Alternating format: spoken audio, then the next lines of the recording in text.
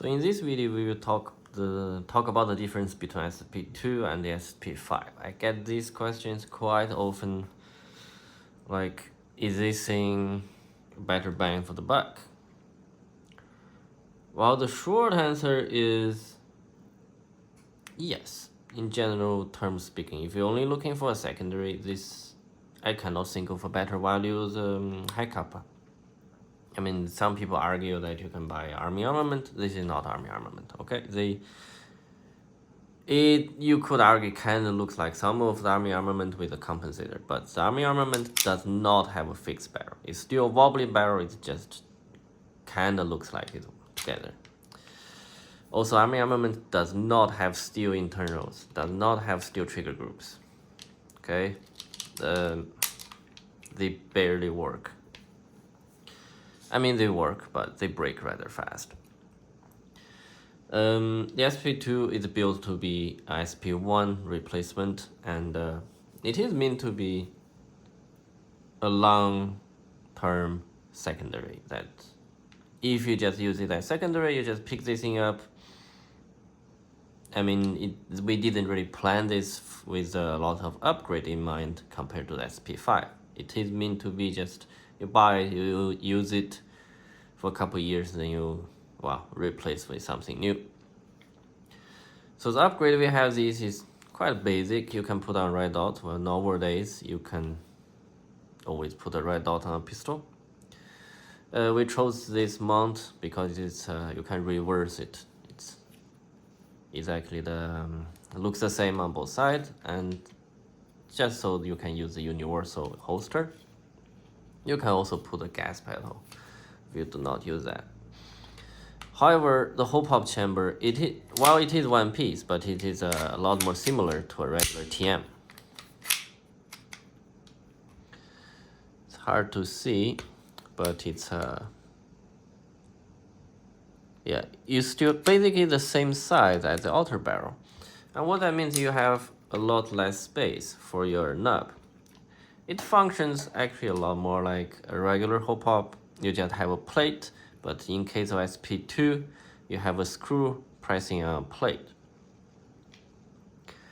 For the SSP5, however, you sort of have this very well-defined slot for the nub to move up and down. So it's a lot more stable. You cannot really move it, you cannot tilt it. While on a plate,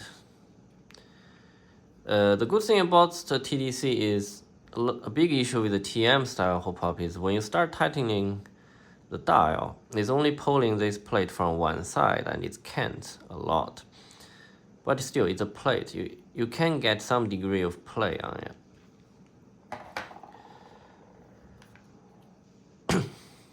Apart from that, well, this is also shorter. The FPS is made to perform on secondary levels. So 1 joule more or less, depending on your weather. Now, these two are not designed in the same time, and they were designed also in a different time period of the company with different mentality. The SSP5 back then, the company was fairly small. The investment was limited. So it is, generally speaking, SSP1 lower. It got updated, but it's SSP1 lower. And it was made to fit. So the upper is made to fit this gun really well. This is designed as one. It's not meant to be really upgraded. It's not really meant to be compatible. It's just meant to be very, very good by itself. So this one, in my last video, you can put pretty much OTM part on these, but you cannot really put the SSP5 chamber into a TM frame because this piece is made with quite tight tolerance to the SSP5 frame. So even if you remove this locking, the gun has very small wobble on the barrel. But that, of course, made it proprietary to this frame. Now, also SSP5 costs a lot more to make.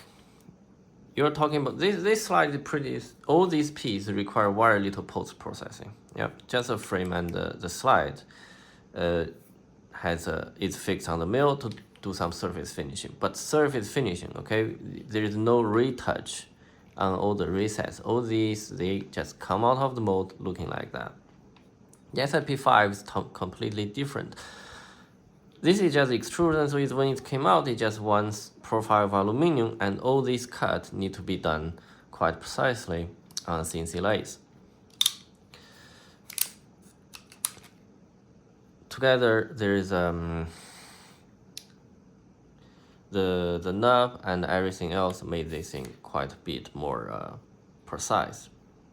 And you also had the power to deliver the BB in, because not just accuracy that allows you to have for the BB to hit the target. You need it to go there relatively fast, otherwise your target will move. So the SP5 also, with this red dot, it will sit quite a bit lower. So if you have regular SP5 dot, look at this, you compare to the height of the SP2, you can tell quite a bit of difference in height. So this is designed to really perform in its own environment, to be a dedicated platform just to work really, really well. While this one is meant to be the area guy's secondary, like you just run it. Also, this is a complete split slide, when this one is not really a split slide. So this height difference allows more travel of the set screw for your TDC, so you also get more adjustment out of a TDC on the SP5. And of course, down the line, you buy this, even though it's pretty much fully TM compatible, like I mentioned in the last video, there's not too much that you can do to it. Like, it's cheap enough, but it's not really worth it for you to put a aftermarket slide on it, because you won't get it lighter. It will look different, but you lose the fixed barrel. So whatever you do, it just doesn't really make sense. But you can take the lower and upgrade it. If you are willing to give up the TDC barrel and all of that, you can. It's a quite cheaper solution to use it as an upgrade.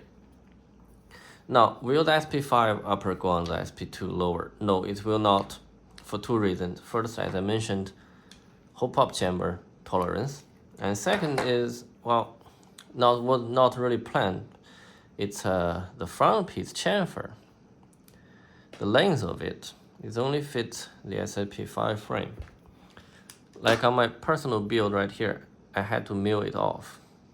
I'm using a Airsoft Masterpiece 4.3 advanced frame, so it's shorter than the 5, but it's longer than the regular 5. So to compare to the SP5, the current version, the 6-inch, you're losing on power, you're losing on accuracy. What you gain is TM compatibility.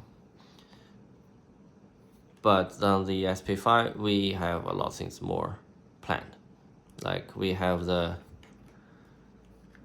integrated tracer that is advertised on the website.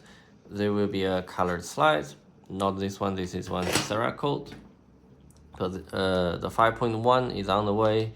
Some of you already found it in some of our Asian retailers. This is meant to be a system with our full aftermarket support, like with our slides, different cuts, lighter slides, different designs. Is something we will invest a lot on it, because it's a very, very good performing gun. And this one is just meant to be fits everybody, but doesn't excel. It is a worthy upgrade compared to SP1, and it's a very good Hicapa. It's just, for me, not as exciting as SP5, because SP5 is one of these guns that you can just, you feel like you're pinpointing You can shoot the hand size target 40 meters once you're good with it. And people in IPSC, they talk about this a lot. It's very, very accurate. Well, on this one, it's more like on a regular upgraded Hicapa level. It's not super precise. It's good for a pistol, but it's not out of this world.